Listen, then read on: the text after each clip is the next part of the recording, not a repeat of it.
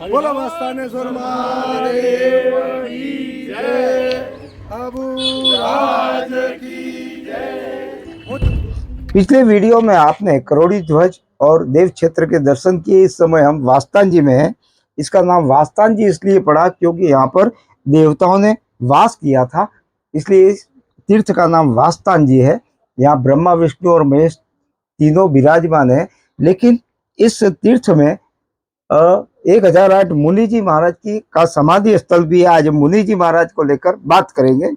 उमरकोट, जो आज पाकिस्तान में उमरकोट के नाम से जाना जाता है, उस अमरकोट राज घराने के सोढ़ा राजपूत परिवार, जो बाद में आबू क्षेत्र के महान तपस्वी 1008 मुनि जी महाराज के रूप में प्रसिद्ध हुए, उसी मुनि जी महाराज की तपस्थली वास्तान जी में है। और इस समय हम वास्तान जी में है। वास्तान जी गुरु शिखर के निकट उतरज पंचायत के अंतर्गत आता है।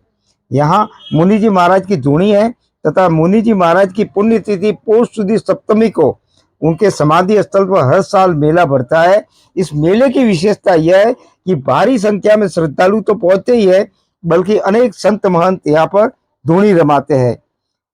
1008 मुनि जी महाराज को लेकर किंवदंती है कि अमरकोट में अकाल पड़ने के कारण गाय चराते हुए वे आबू की तरफ आए। उनके साथ एक ग्वाला भी था, तो मूल राजस्थान से ही था। ये जो आप मंदिर देख रही है वास्तान जी का है। हम अंदर नहीं जा सकते या फोटोग्राफी नहीं कर सकते। तो मैं बता रहा था कि 1008 मुनि जी महाराज जब अनादरा गांव के निकट आबूराज में आए तो उनकी भेंट एक सिद्ध महात्मा से हुई।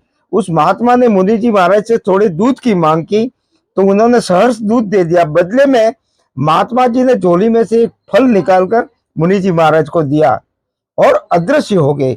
उस दौरान मुनि जी महाराज को तो भूख लगी थी, इसलिए उन्होंने फल खा लिया। लेकिन रबारी यहाँ के महात्माओं के बारे में जानता था, इसलिए उसने उस फल को नहीं ग्रहण किया, जिससे मुनि जी महाराज ने जो फल ग्रहण किया उससे उनके शरीर में नई चेतना का संचार हुआ। उनका मन अब दिन प्रतिदिन वैराग्य की ओर बढ़ने लगा और मुनि जी महाराज अपनी गाय रबारी को देकर यह कहकर कि यदि मैं वापिस आता हूँ तो ये गाय मुझे दे देना, यह कहकर उस सिद्ध महात्मा की खोज में निकल गए। उसके बाद मुनि जी लंबे समय तक आबू की पहाड़ियों में घूम रहे, लेकिन जब वापिस प्रकट हुए तो एक सिद्ध पुरुष के रूप में प्रकट हुए। और उनके बारे में यदि कोई पूछता, जानने की कोशिश करता, तो वह कहते कि ढक पर्दा रख बाजी। इस समय हम वास्तान जी से थोड़े नीचे उतरे हैं। ये संत लीलाराम जी महाराज, जो रावल कुल में जन्म लिया था, इसी स्थान पर उन्होंने भी तपस्या की थी और इसी स्थान पर उनकी भी एक यहाँ पर समाधि बनी हुई है। और यहाँ पर अनेक तीर्थ यात्री तो आते ही है और संत लीलाराम जी महाराज जिनकी ये समाधि है उनके दर्शन करते हैं। अब वास्तान जी के अंदर के दृश्य हम आपको नहीं बता सके। अब हम सीधे यहाँ से प्रस्थान करेंगे नितोड़ा की ओर। नितोड़ा जहाँ पर बद्री केदार का विशाल मंदिर है, लेकिन इससे पूर्व ये आप देख लो, लीलाराम जी महाराज, संत लीलाराम जी महाराज की समाधि स्थल है। और इस समाधि स्थल पर इस समय उनके पुत्र और उनके रिश्तेदार ये सारे परिवार सहित यहाँ पर पधारे हैं। आज महाशिवरात्रि है, तो महाशिवरात्रि के दिन तीर्थ स्थान पर ये लोग आए हैं और यहाँ पर दर्शन करके वापस लौटेंगे। हम पहुंचे इस समय नितोड़ा। इस समय हम नितोड़ा में हैं।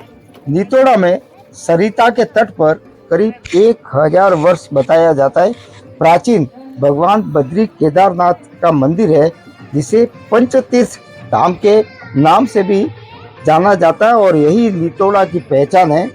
यहाँ पर रावल समाज परिवार के लोग यहाँ पूजा करते हैं। आप देख रही है सरजा बावड़ी, और ये बावड़िया जो मंदिर जो होते हैं उसमें जल का प्रमुख स्रोत होती है और मंदिरों में हमें आध्यात्मिक ऊर्जा प्राप्त होती है। मंदिर आध्यात्मिक ऊर्जा को दर्शाते हैं।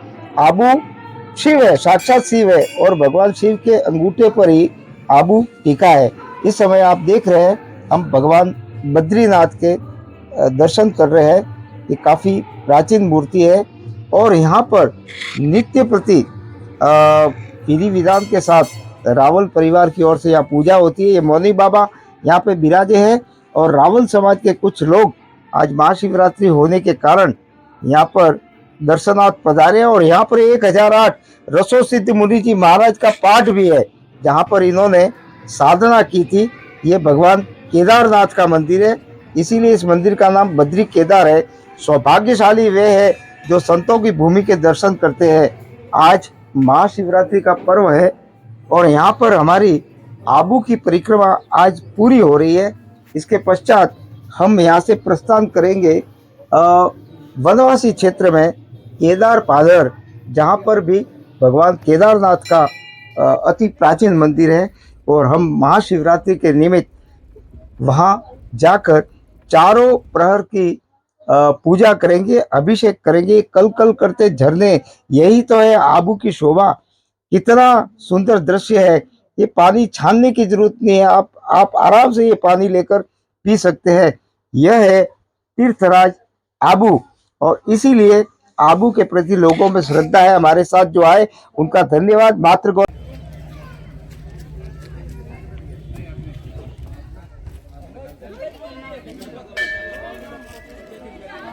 मुझे ले रहा फोटो खींचने के किसे ना तो